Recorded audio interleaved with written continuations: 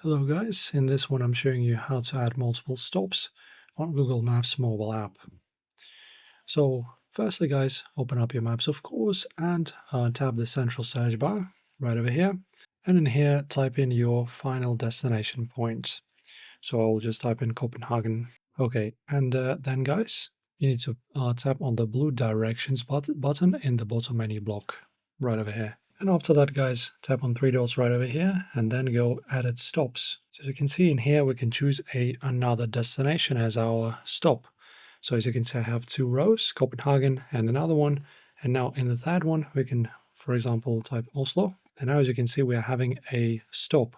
And as you can see, the total trip is now calculated in kilometers and also the trip time. And now your timeline sequence is locked and your path is calculated. If this video helps you out, as always, guys, don't forget to like and subscribe, and see you in the next one.